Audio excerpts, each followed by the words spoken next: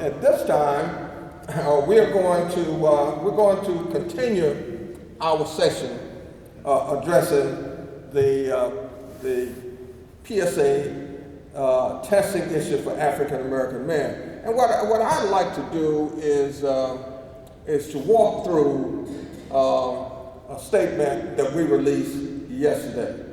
But before I begin that, I just want to make sure, is everybody doing okay out there today? Are we doing all right? Okay, great. Now, I think Dr. Jarrett really summarized the issue that we're facing today as it relates to this PSA test and recommendations from the Preventive Services Task Force and also the recommendation from the American Urological Association. These are issues that are facing us, and what we decided to do, the Prostate Health Education Network, and as I go through my presentation, you'll see how we got to the point that we are today. But on yesterday, we released the PHEN Consensus Statement on PSA Testing for African American men for the early detection of prostate cancer. And I will like to acknowledge Dr. Artie Shelton, who's running our show here today. So Dr. Shelton, can we go to the next slide? Dr. Shelton is not only a medical doctor, he's a PHEN Survivor Network, and he's a Chief Technology Officer today.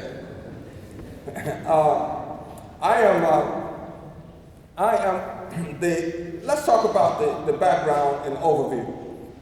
And what I'm going to need to do is to get my folder and to read from that as you watch the screen, because I can't see the screen that well from here.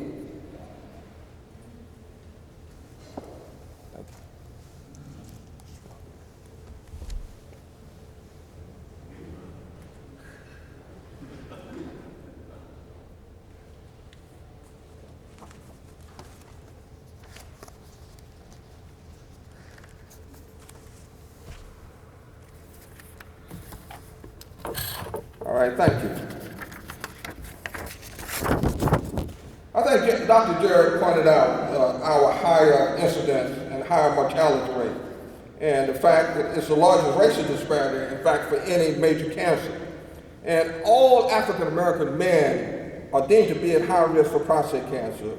And as I said earlier today, U.S. Senator John Kerry sponsored a resolution last year recognizing this disease to be of epidemic proportion for African American men. Now, the PSA test, controversy and confusion. Again, I think Dr. Jarrett did a great job in really putting some meat behind this, that it is really preventing many African American men from even having a discussion with their physicians about the PSA test and the early detection of prostate cancer. Some African American men and other men deemed to be at high risk are confused about what to do. So we have some that are stopped, some really don't know what to do. And you add to that the fact that many primary care physicians will not distinguish between high risk and average risk men, and they will follow the task force recommendation and not offer the PSA test to any man until he shows symptoms of prostate cancer. And then some African American men will follow the AUA guidelines and wait until they are 55 before considering PSA testing. So if you look at that picture, if you are sitting out there as someone, as a black man, you're really confused as to what to do. Not only are you confused, your doctor really doesn't understand your high risk and will not address it in too many cases. So what are the major risks and causes of this confusion? Since the widespread use of the PSA test, there's been a major reduction in the number of men diagnosed with metastatic and advanced prostate cancer. And again, Dr. Jarrett addressed that issue. There's been a decline in the death rate for African American men by 40% from 1992 to 2010. Look at that number and just focus on that number. 40% decline in the death rate from 92 to 2010. Now, we had Dr. Kathy Cronin here at the summit 2 years ago, and she made a presentation where she attributed 70% of this decline to the PSA test. She's not the only one. There are many who really attribute the major part of this decline in net death rate to the PSA test. So the question really becomes, why should the men that are at the highest risk for being diagnosed with and dying from prostate cancer take this added risk? Why should that be put on our back? And one of the things that we have done since November 2011 is when we heard about the draft recommendation for the task force, we submitted our comments to the task force outlining the fact that the two randomized clinical trials that they were using really did not include a significant number of African American and other high-risk men. We pointed that out when they offered to accept comments on their draft recommendation. And also in November 2011, we coordinated a rally on Capitol Hill to inform and educate congressional leaders about the issue. And I know Dr. Jarrett attended that rally and spoke with us. So now that we had the rally, we went to many of the congressional offices to let them know about this draft recommendation and about what we thought the impact would be. November was a busy month. And we also worked with leaders of the Congressional Black Caucus and coordinated a letter request to the Health and Human Services Secretary Sebelius urging HHS to protect high-risk groups affected by prostate cancer. Now, we go from there to May of 2012 when the task force released its final recommendation against the use of the PSA test. We submitted a statement saying that African American men should ignore the recent USPSTF PSA test recommendation. What else could we say? All of a sudden, we have a set of recommendations against a PSA test where black men and other high-risk men were not there. And this is an organization that claims to make recommendations based upon scientific evidence. They had no scientific evidence. And so in our opinion, black men should simply ignore those recommendations. In May of 2013, after the AUA released its PSA test guideline, PHEN issued a statement, Black America must demand clarity on early detection of prostate cancer. And why did we do that with the AUA guideline? AUA, I sent a letter to the AUA applauding them for their guidelines. I like those guidelines very much in one respect. Number one, they really acknowledged that there was no scientific evidence in which to include African American and other high-risk men in a recommendation. They said the scientific evidence isn't there. So in their guideline, they made that statement up front, that this guideline does not include high-risk men. Now the problem that I had with the AUA statement was that they didn't go further with it and said we're going to develop a strategy for a guideline for high-risk men. That was my problem. And that's the reason that we wrote the statement, Black America must demand clarity on early detection of prostate cancer. In August of 2013, I sent a letter to the president of AUA and the National Comprehensive Cancer Network requesting that they convene a joint panel to collect scientific data in order to develop PSA testing guidelines for African American and other high-risk men. My response back from the AUA was that we're going to stand with our guideline. And what they've since done is develop some educational materials that really, in some respects, address the needs of high-risk men. But as Dr. Jarrett pointed out, that's not in the headline. That's information that 90% of the men, I would even probably say 95% of the men won't see. So the headline was, began PSA testing, considering PSA testing at 55. Again, and the guideline was quoted, high-risk men. So with all of, and the response that I got back from the NCCN was that we are looking at options. They did indicate that. So with that being said, we released our own consensus statement on PSA testing for African American men based on expert opinion. And absent scientific evidence from randomized clinical trials, guidelines on PSA testing for high-risk men must be provided through expert opinion. What other option is there?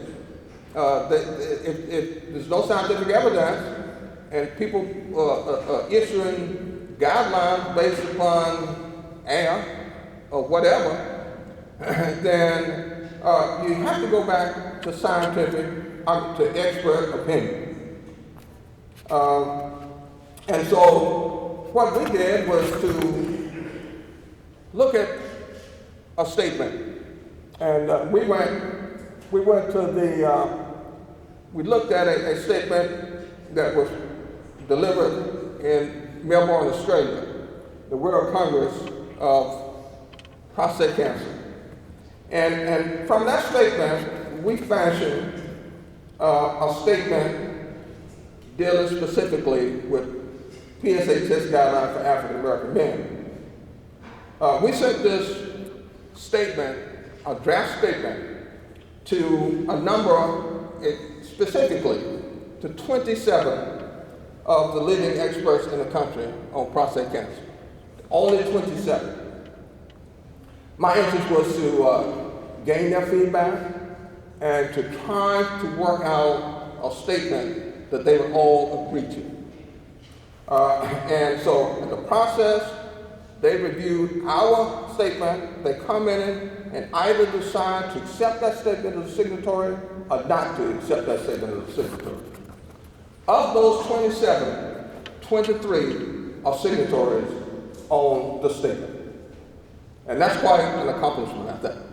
23 out of 27 are signatories. The three that didn't, one person I never got a response from, two of the leaders that did not sign said that they agreed with the statement, but they were really in positions, significant positions in other organizations that there could be a conflict of interest.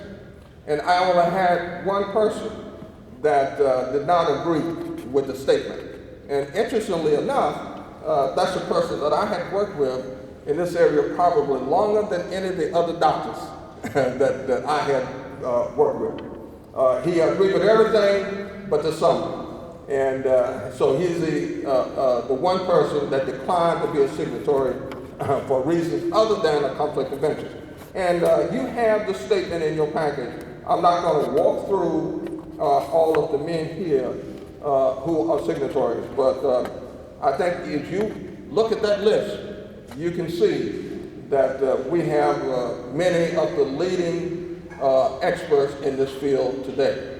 So our statement has been accepted by 23 of the 27 that we went to. We are going to leave the signatory option open for others that want to join in the future.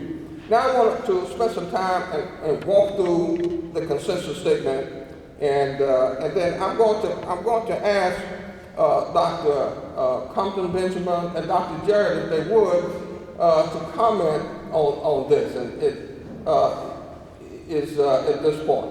So I'd ask you to come up as I go through each one of these. As I go through each one of these statements, I'd love to get your comments one by one. Yeah. Consensus Statement 1. Baseline PSA testing for African Americans and other men deemed to be at high risk for prostate cancer is suggested beginning at age 40 for predicting their future risk of prostate cancer.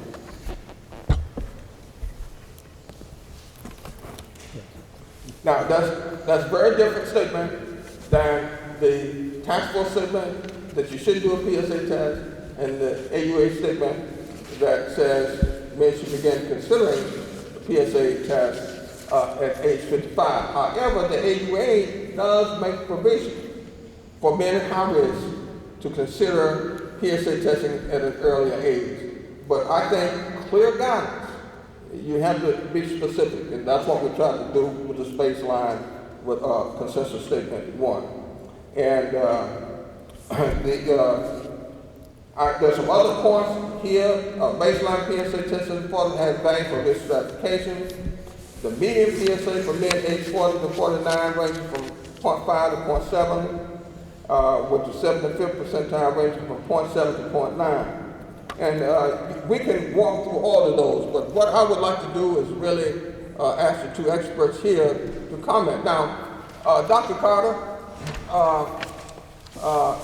you're the moderator of this, but so we're going to have to, when we go to questions and answers from the floor, okay? Okay. I think, it's very important to start screening at not too young, but you need to get young enough, because there's two ways that you pick up prostate cancer with PSA. The first is your initial value, and there are age-adjusted initial values. 0 to 4 is for all people, but one size doesn't fit all. For people in their 30s, it should be much less than 1. For people in their 40s, it should be less than 1.8. For people in their 50s, less than around 2.5. So you're looking at different numbers for different people. The second thing is to establish baseline, because the second most important thing after your PSA is your rate of change with time. And you're not going to be able to see a rate of change with time unless you have several values to draw back on. So it's important to get a baseline value when you supposedly do not have active cancer, and then you can compare that to later times. And just for example, with myself, I had PSAs that were always 0.8, 0.9, and then all of a sudden 1 year it went up to 1.6. Well, 1.6 is normal for somebody my age, but you can see it doubled over a 4-year period. That's not normal, and that's when I went for a biopsy and got diagnosed. I agree. I think that the early testing allows you the opportunity to find the disease early. And that doesn't mean that we have to necessarily treat it. But if we find it early and we find it still confined to the prostate, we can then offer you options, if you desire that could potentially cure you of your disease. It's important because once the horse gets out of the barn, there's nothing really you can do. And the treatments for metastatic disease are not pleasant. Thank you. On a consensus statement 2, PSA testing should not be considered on its own, but rather as part of a multivariable approach to early prostate cancer detection. And I think we all know that the PSA test is imperfect. It's an imperfect predictor.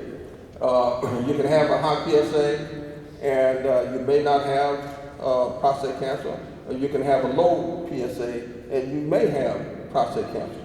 So as a predictor, it is imperfect, and you have to look at other tests and other approaches to kind of really define what your true state is. So Dr. Compton, you would like to speak to that? Well, I think that you have to do a lot of education of your patients to let them know that having a high PSA doesn't mean that you definitely have prostate cancer. There are lots of things that can cause you to have an elevated PSA, having a large prostate, having some inflammation or some infection in your prostate, trauma to your prostate, or prostate cancer. And sometimes additional tests are needed. Now, if you have other symptoms, we may need to look for infection, for instance. But there's a lot of anxiety with thinking that I have an elevated PSA. And for that reason, the USPSTF recommends against screening. I think it's irresponsible. I think that with the right education, you can have your patients be knowledgeable of their condition and then be involved in the decision making as to whether or not they want further testing. And then we can do that safely. Dr. Jarrett? I agree with Dr. Benjamin, and several things about PSA testing is it's not a perfect test, but unlike a mammogram, which has the risk of radiation, the test itself carries no risk. It's a blood draw, and it's better than any blood test that we have for any other cancer. So although it's not perfect, it's one of the better tests we have. The second is, as Compton said, is the education of the patient. And for younger patients, if they have even a little bit of cancer, I consider that significant. Somebody in their 40s with a little bit, that's not insignificant, because in his 40-plus year life expectancy, it will become significant. But the concept, if you have somebody in their late 60s or limited life expectancy, and you find one little dot of cancer, you tell them up front, we're not going to treat that. We're not looking for whether you have one little dot of cancer. We're looking whether you have something significant that we need to treat. So when patients get a biopsy result that does show cancer, they don't fall off the ledge. They're like, oh, okay, I was expecting that, and this is something you talked about that we're just probably not going to treat. So much of the test is the education before the process starts. Thank you. And I want to thank Dr. Jarrett and Dr. Benjamin for reviewing our consensus statement and being 2 of our signatories, 2 of the 23. So, doctors, thank you for your support on this. And we're honored to have both of you here today with us. Consensus Statement 3, a prostate cancer diagnosis must be uncoupled from prostate cancer intervention. And although early detection is essential to diagnose high-risk cases within the window of curability, it is clear that many men with low-risk prostate cancer do not need immediate aggressive treatment. Now, I want to speak to this issue because I am a 13-year prostate cancer survivor. And I really began this journey of reaching out and educating others about this disease when I was in treatment. And I spent a lot of time making my own decision about what treatment to use. And through that process, it became very clear to me that I didn't have anybody to help me decide between the urologists who may say you need surgery, the radiologists who may say you need radiation. And so it was very, very confusing. And when I wrote my book, my first book, and released it in 2001, there's a chapter in that book called Silence and the System Flaw. And one of the issues that I pointed out in 2001 was that we really need a way to separate the education, the awareness, and the diagnosis from the next step of the treatment or the intervention. And that was in 2001. And this, to me, is a very important statement.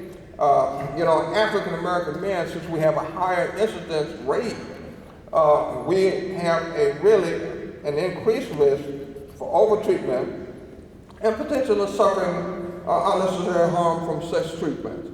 One of the issues with prostate cancer is really treating those men that may not need immediate treatment. And as Dr. Jarrett pointed out, I agree that the only good thing that I saw out of the task force statement was really more of a focus on the issue of overtreatment. It's brought that to the forefront, and that's something that I think should be dealt with. But I don't think you have to stop PSA testing to deal with the issue of overtreatment. So, doctors, I ask for you all to comment on this. Sure. I agree that it needs to be uncoupled. One of the problems is that when you get diagnosed, you think that I have the cancer, it needs to come out. And our treatment of prostate cancer is evolving. There are some people who have a small amount of cancer that can be followed, and followed for years, sometimes for decades, before deciding to do something. And the reason why you do something is because the disease changes. It becomes more aggressive looking. There are other factors. For instance, your PSA increases where it was very stable. Now it becomes high, and that gets us concerned that the cancer has changed.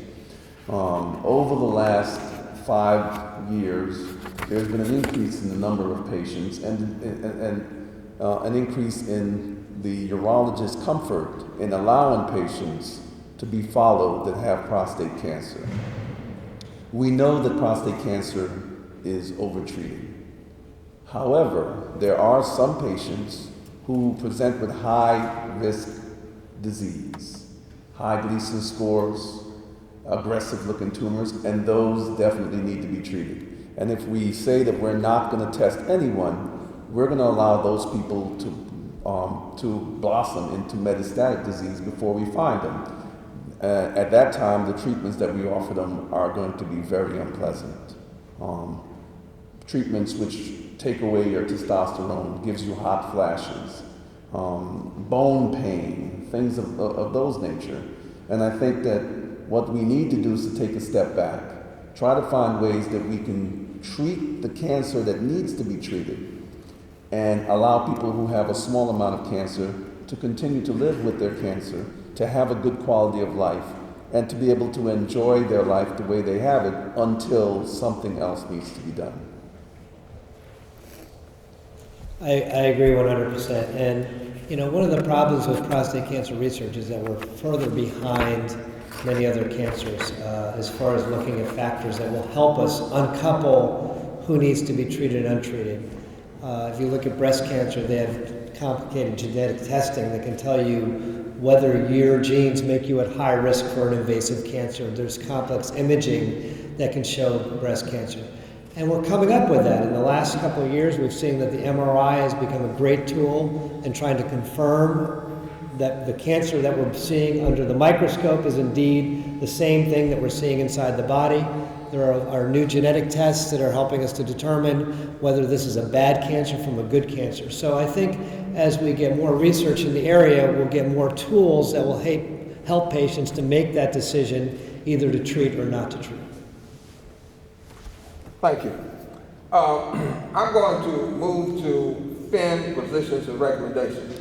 I've outlined our consensus statement, which was released yesterday, and it's available. If you have a copy, it's also available on our website.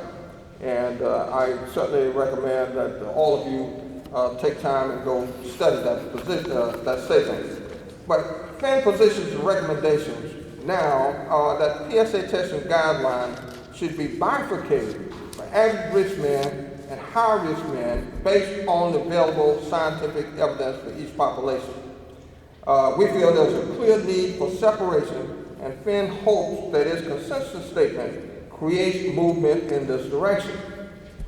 Now, let me speak about that for a minute. Dr. Jarrett pointed out the Washington Post headline and when the release of the task force guidelines and AUA guidelines. And he pointed out my statement in the root. So what we need is for these statements that are going to reach the majority population to be clear. And that if you're going to speak to the issue of PSA testing, clearly state that it is only for average risk men. Clearly state that it is for high risk men. And you can't do those together without marginalizing the other. And really, African American and other high risk men have been marginalized. And that has led to the confusion because the headline points to one thing and assumes that someone is going to the fine print to see what they may be saying about PSA testing for high risk men. So we recommend that they be totally bifurcated. Release one for average risk men, release another statement for high risk men. Another one of our positions is that Senate Resolution 529 should be pursued aggressively with specific goals, responsibilities, and funding. We worked a long time to get the 529 passed through the Senate. Senator Kerry spoke at our summit in 2006 when he first introduced that resolution. It was 2012 when we got that resolution passed through the Senate. What we need now is some leaders within Congress, within administration, to put some teeth to the resolution. Really states the sense, but we need some funding, we need some specific goals, and this is an area that we're going to work hard towards making this sense of the Senate a reality in everyday life. And I was very pleased to hear Senator Marcus remark. I will be sitting down with him to see, make sure that he takes his passion and become a leader throughout the Senate for prostate cancer. So those are now. And the last thing that I would like to do is to thank all the signatories for your committed help in formulating the consensus statement. It's, as I pointed out through that process, when I began this, I wasn't sure anybody would agree with it. And so as we walked through that process, I remember getting feedback. And I will say this, I do understand why there's debate among doctors. Because doctors have opinions. I got a lot of feedback and a lot of comments that were very, very helpful in helping us to formulate our final statement. But I want to thank those doctors for their commitment, because without their support, we would not be able to issue this consensus statement. I specifically want to thank Dr. Carter, Dr. Jarrett, and Dr. Benjamin for supporting and presenting the consensus statement here today. And I'm going to ask you all again to go to our website to look at the statement, and you can blog your comments. At this point, I'm going to turn this back over to Dr. Carter and ask him to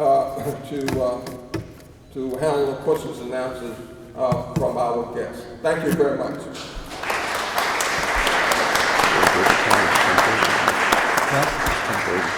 Thank you, Tom. So we've had a very stimulating morning. Started off a little rocky with the lack of audio and visual display, but now we're sort of ready to rock with a lot of great information being put on here.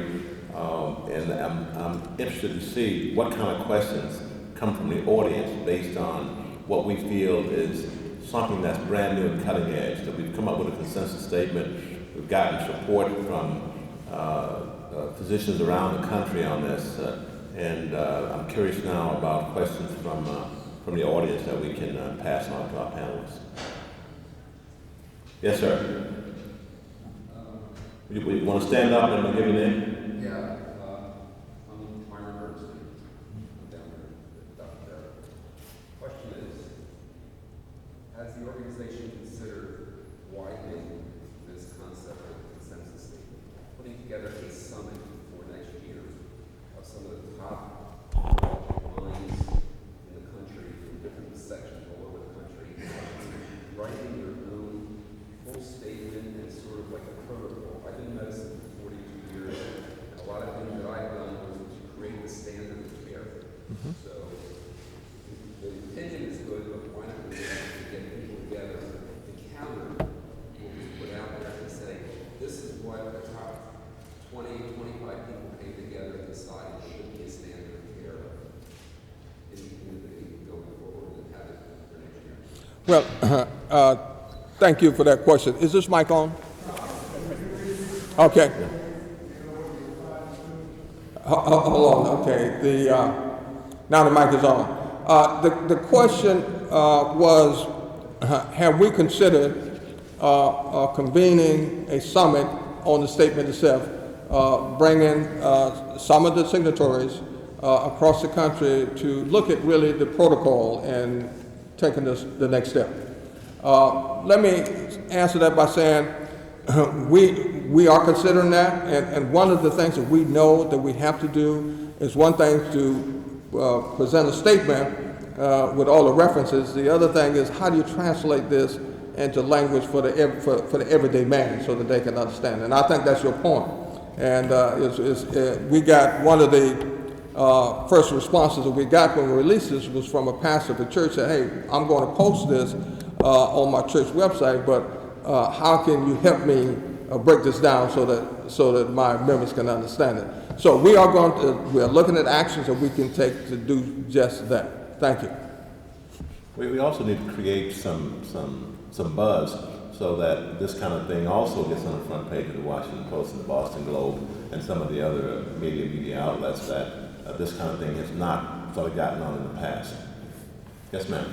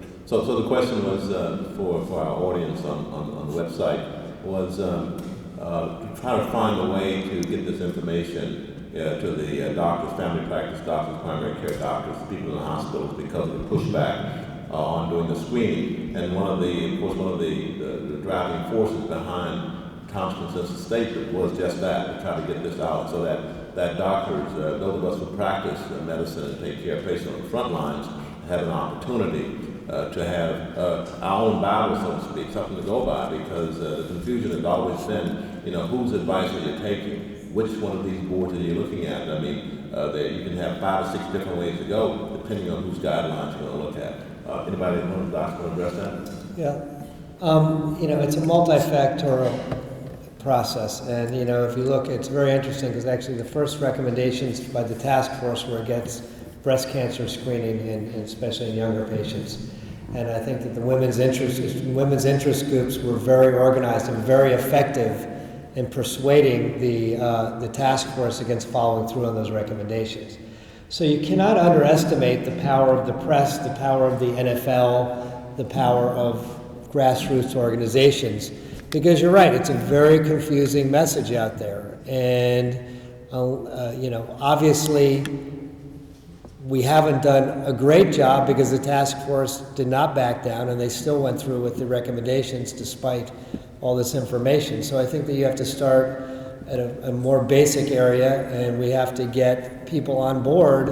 And I think that you're absolutely right. I think a good way to do it is to start with the high-risk patients. I still don't agree with their recommendations that low risk should not be screened. I think that can be responsibly done.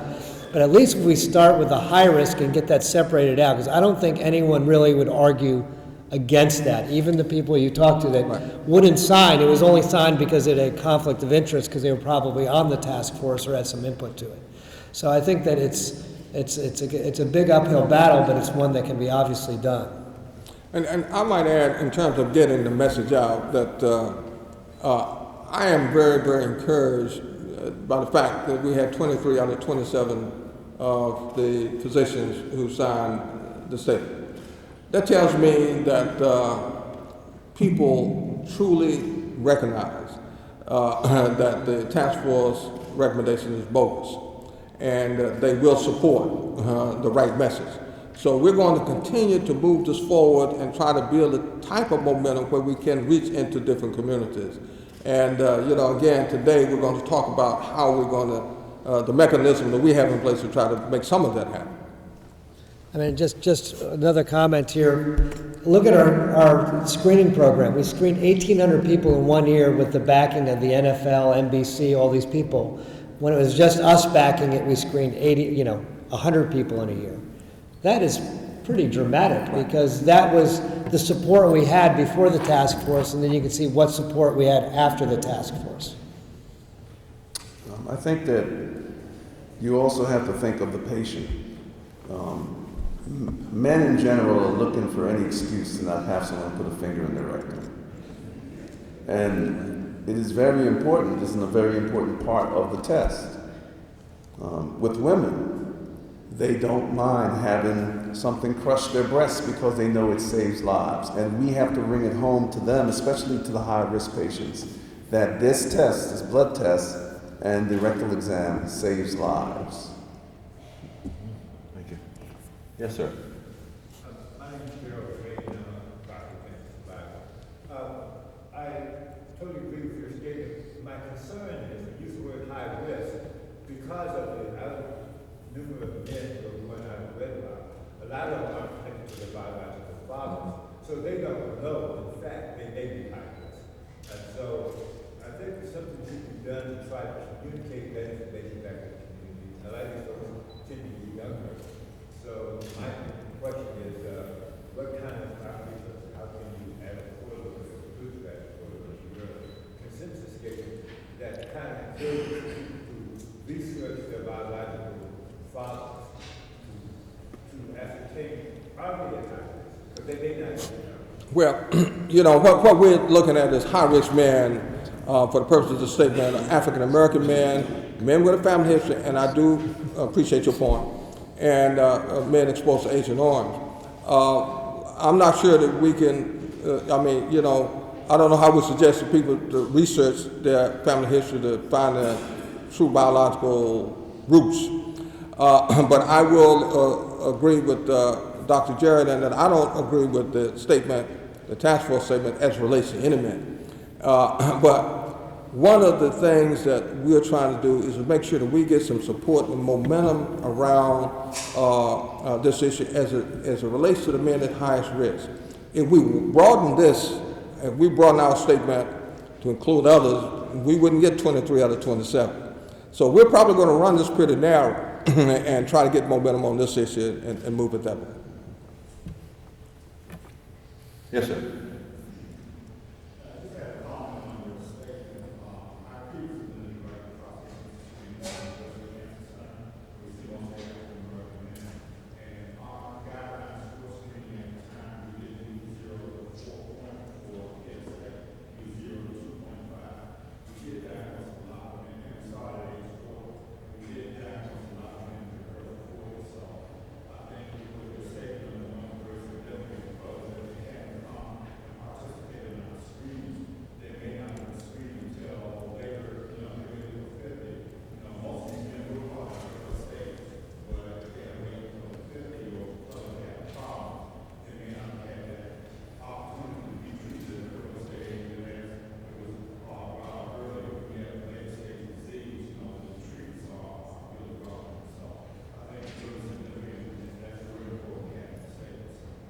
Thank you. Thank you. So that comment was related to the men getting screened at an earlier age and diagnosing cancers in men who were screened in their 40s with PSAs under 4. And it just speaks to the fact that we need different numbers to be able to diagnose folks with more aggressive cancer. Questions? Yes, sir.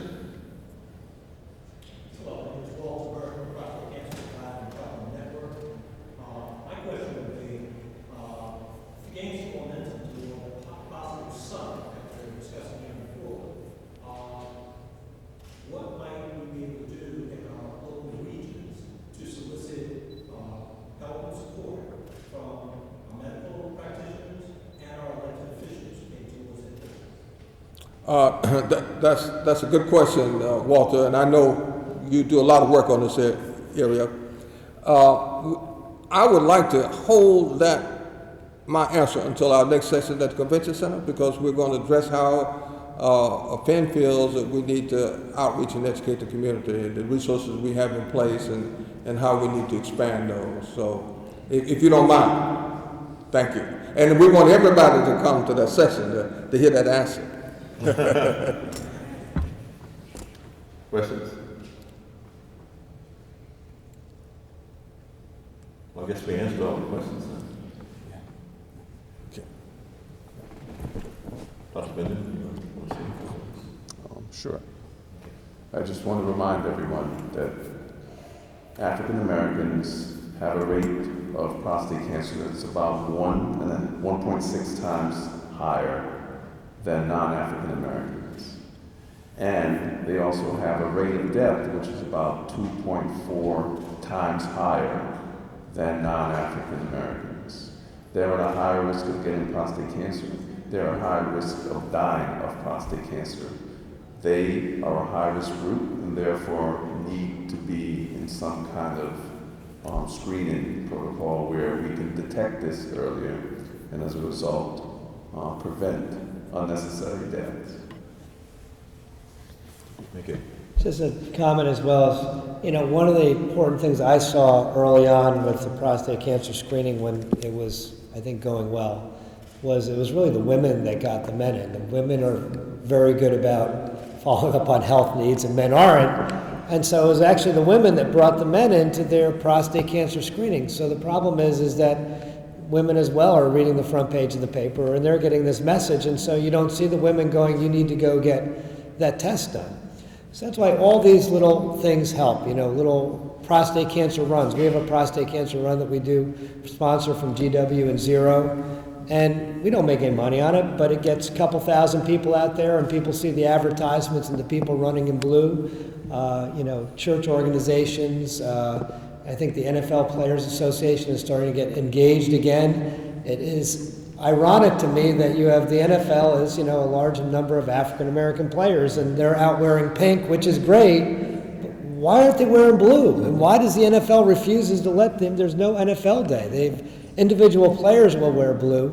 I mean, that's reaching how many million people every single Sunday? I mean, and so these are the issues that need to be brought up. We need to do the battle from the lobbying groups, the interest groups, the organizational groups, the research, but it's a matter of getting the word out there. And I think breast cancer has done a really fantastic job in doing that. There's a lot of awareness about breast cancer because of that. And I think that not just prostate cancer, but colon, lung, all these other cancers need to take a page out of that, because there are other effective screening programs, and colonoscopy for colon cancer, CAT scans for lung cancer in high-risk patients. So there are a lot of other screening programs which are very beneficial that should be looked at. I think we just have to get guys more in line with the kind of activities that the women do, the marches and the walks, and bringing your friend to a prostate cancer screening, just bringing your friend, a good buddy, to a talk about men's health. Just simple things to get men more engaged and sort of raise the health consciousness of guys as it has been raised in women for so many decades. And I think that's something that clinicians have to do, but I think we have to have a PR campaign to work on that. And that's something that I'm certainly in favor of. But I'd like to thank our panel for this presentation this morning. It's a lot of information to bite on, but we think that this consensus statement is going to do a lot to start to, again, raise the awareness of the importance of screening in men at high risk. And I hope it gets the same kind of play in the media that some of the statements. I mean, how could a statement by a task force that you shouldn't screen anybody, if you've got savvy reporters and writers and commentators who see that, how can you not make comments about the flaws in that philosophy? So maybe we'll have a chance with this new consensus statement to have people look at it and see that this is really data that has evidence-based backing, and men at high risk should be screened. So thank you. We're going to take a break while we set up for the next panel. Tom? Thank you. Thank you very much. Thank you.